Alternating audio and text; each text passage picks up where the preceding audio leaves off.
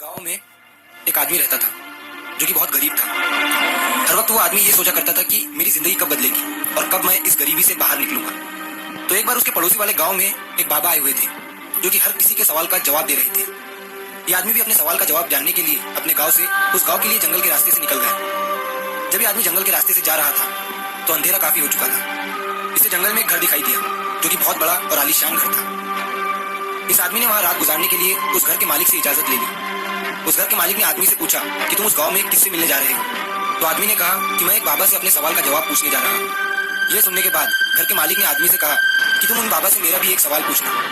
मेरी बेटी 20 साल की है और वो गूंगी है। तुम उन बाबा से पूछना कि वो कब बोलना शुरू करेंगे। उस आदमी ने घर के मालिक को हाँ कहा और अगली सुबह वो वहां से निकल गया। तो उसे एक बूढ़ा जादूगर मिला जिसके हाथ में जादू की छड़ी थी।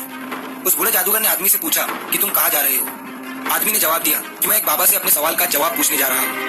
बूढ़े जादूगर ने कहा कि तुम उन बाबा से ये भी पूछना कि मैं स्वर्ग में कब जाऊंगा। वो आदमी हाँ कहकर वहां से चला गया। थोड़ी दूर जाने के बाद आदमी को एक बड़ा सा कछुआ दिखा जो कि ड्रैगन बनने की कोशिश कर रहा था। उसने भी आदमी से पूछा कि तुम कहाँ जा रहे हो।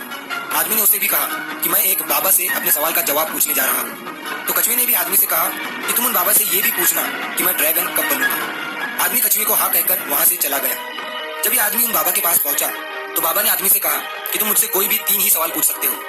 अब आदमी सोच में पड़ गया कि मैं अपना सवाल पूछूं या उन तीनों का। आदमी ने सोचा मेरा सवाल तो ये था कि मैं गरीबी से कब बाहर निकलूंगा। मेरी प्रॉब्लम तो बहुत ही छोटी है, मैं उन तीनों के सवाल ही पूछ लेता हूँ। उस आदमी ने कछुए का सवाल बाबा से पूछा तो उन्होंने कहा कि जब वो कछुआ अपने कवच से बाहर निकलेगा तब वो ड्रैगन बन जाएगा। फिर आदमी ने उस बूढ़े जादूगर का सवाल बाबा से पूछा तो बाबा ने कहा कि जब वो जादूगर अपनी जादू की छड़ी किसी दूसरे को दे देगा तब वो स्वर्ग में चला जाएगा। फिर आदमी ने उस घर के मालिक का सवाल बाबा से पूछा तो बाबा ने कहा कि जब उसकी बेटी को उसका जीवन साथी मिल जाएगा तब वो बोलना शुरू कर देंगी। वो आदमी इन तीनों सवालों के जवाब लेकर उसी रास्ते से चला गया। जब वो कछुए से मिला तो कछुए को अपना कवच छोड़ने को कहा। जैसे ही कछुए ने अपना कवच छोड़ा तो वो ड्रैगन बन गया। कछुए के कवच से बहुत सारे मोती निकले जो उस आदमी को मिले।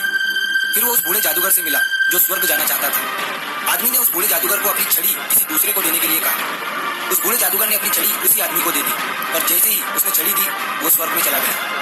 फिर वो आदमी उस घर के मालिक से मिला और उससे कहा कि जब तुम्हारी बेटी को उसका जीवन साथी मिल जाएगा तब वो बोलना शुरू कर देगी।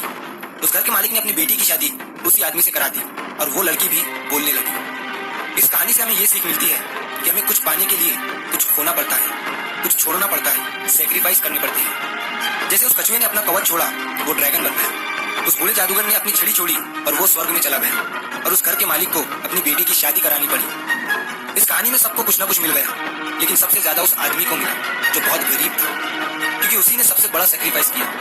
वो आदमी इतने दूर से अपने सवाल का जवाब पूछने गया था, लेकिन उसने अपने सवाल को साइड में रखकर उन तीनों के सवाल को पूछा।